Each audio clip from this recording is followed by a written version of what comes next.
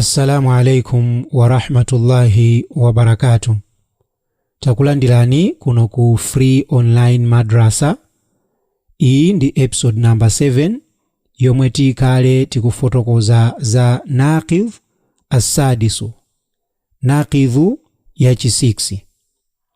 Naqidhu imeneyi ikufotokoza kuti man istahza bi shay'in min dinillah, aliyense amene angaseleule ndi chinthu china chilichonse mu chipembedzo cha Allah, au thawabihi, kapena malipiro amene munthu angawapeze pochita ntchito imene Allah wa rasulihi alamula, au iqabihi, kapena chilango chimene munthu angachipeze pochita ntchito yomwe Allah wa rasulihi aletsa, munthu ameneyo kafar, wakanira. Wadalilu qawluhu ta'ala, umboni wake uchokera mu mawu a Allah subhanahu wa ta'ala amene akupezeka mu sura at-Tauba imene ili sura number 9 aya 65 mpaka na 66.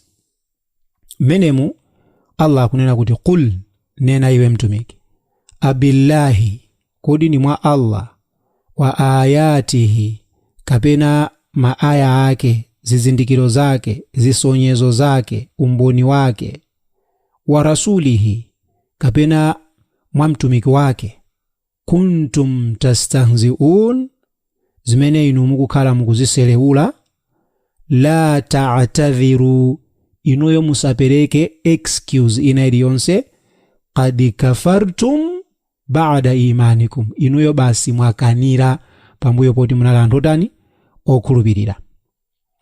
Tikaiona aya imeneyi malingana ndi mamufassirin, kapena kuti anthu amene adachitira ndemanga Qur'an, monga ngati Ibn Kathir, Ibn Jarir, Ibn Abi Hatim, ndiyena akufotokoza kuti aya imeneyi idatsikira pa anthu amene adayankhula mawu a nifaq, mawu au kazitape au mtema kuwiri. Abdullahi ibn Umar annahu qala, iya kufotokoza kuti qala rajulun fi ghazwati Tabuki fi majlis, adayankhula mmodzi mwa anthu ku nkhondo ya Tabuki atakhala pansi, kunena kuti ma raaitu qurrauna haulai, palibe ineyo chimene ndikuchiona mwa anthu owerenga Qur'ani aja, kunena maswahaba amtumiki wa Allah sallallahu alayhi wa alihi wasallam, illa arghabana butunan, kupatula kuti iwowo ali ndi mimba zikuluzikulu, kuti anali ni mimba zikuluzikulu, amakunda kudya kwa basi. Ndipo akupitiriza kuti wa akdhabana alsinatan, ndipo ndi anthu amene akuchulukitsa kunama kwambiri, akuyankhula mwabodza kwa basi.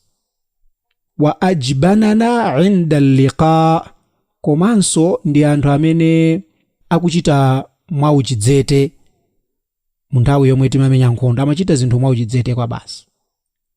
Fabalagha dhalika Rasulullahi sallallahu alayhi wa alihi wasallam, nkhani imeneyi inamufikira mtumiki wa Allah sallallahu alayhi wa alihi wasallam kuchokera kwa munthu wina yemwe anali pa majlisi amenewo, chifukwa anayankhula kunena kuti kadhabtu, iweyo kunama iwe, lakinnaka munafiqun, iweyo basi ndiwe munafiqu, la ukhbiranna rasulillahi sallallahu alayhi wa alihi wasallam, ine ndikamufotokozera ndani?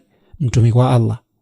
Ndiye itampeza mtumiki, wa nazala alquran, Qur'ani pompo idatsika, ndipo Allah subhanahu wa ta'ala anayankhula mawu amene wawa, onena kuti qul, nena iwe mtumiki, abillahi wa ayatihi wa rusulihi kuntum tastahzi'un la ta'tadhiru qad kafartum ba'da imanikum, mkufikira kumapeto kwa ayayi.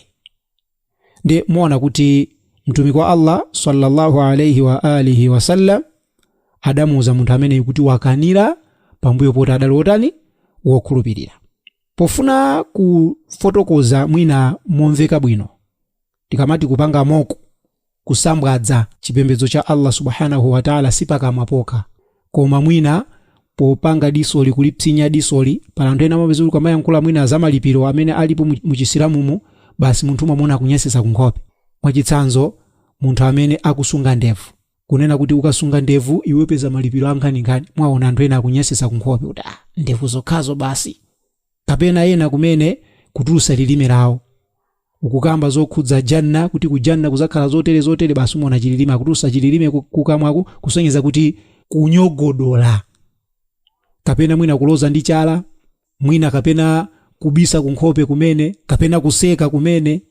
Zinthu zimene zizi asilamu amazichita. Ukamayankhula za malamulo a mu chisilamu ukamaletsa zimene Allah subhanahu wa ta'ala waletsa. Mwachitsanzo akazi kuwauza kunena kuti Allah wawatemberera anthu achikazi amene amameta tsitsi lawo la kunkhope, yani kuthwiza. Muona wina kunyogodola kuti kuthwiza kokhako basi mpaka nakutembereredwa nkumanyasisa kunkhope. Wallahi pamene popo kad kafar, munthu amene wakanira. Nchifukwa chani akupanga istihza, iye akunyogodola chinthu chimene Allah subhanahu wa ta'ala wakhala nacho serious. Iye akunyogodola chinthu chimene mtumiki wa Allah sallallahu alayhi wa alihi wasallam wakhala nacho serious pochifotokoza. Mwachitsanzo pokamangani ya kuchimbudzi, asilamu popita kuchimbudzi muzitere basi iwe nkumanyogodola kuti ino chisilamu mpaka na zimenezo zomwe. Ndekuti iweyo ndiwe munthu mugulando amene Allah subhanahu wa ta'ala wawayankhula kuti qad kafartum ba'da imanikum. Ndiye apapa tikamati kunyogodola pali zinthu pezi. Komanso nthawi zina kupanga majoku amene munthu umapanga powanena aneneri. Pala ndena timaseka majoku ena amamukamba Adamu kumunyoza Adamu analofoira anthu iye zona mwakuti kapena mene zimakhalira kuti Solomon anali wachigololo angakwatira akazi mpaka na 1000 anthu kumene koko ndi kunyoza kumene kukunenedwa apa kuchita majoku pa aneneri a Allah subhanahu wa ta'ala ndi chibwana. Ndipo munthu amene yuyu amakhala kuti wachita kufuru. Kapena maswahaba amtumiki radiyallahu anhum, Allah sangalali nawo maswahaba amenewa, iwe basi ndikumawanyoza kuwanyoza moti anthu nkumaseka maswahaba ndi analawo anthu okonda chigololo kwa basi kumakwatira akazi ambirimbiri. Koma anthu osauka ngati amene uchimene amafuna ndi chani? Anala anthu osauka koma ndikumangozonjezera akazi. Pamene popo iwe wachita chibwana, wachita moku chipemezo cha Allah, komanso wapanga moku mtumiki pamodzi ndi maswahaba ake ndi anthu okhulupirira. Ndiye timpemphe Allah subhanahu wa ta'ala kuti asatike mugulando amenewa. Wassalamu alaikum wa rahmatullahi wa barakatuh.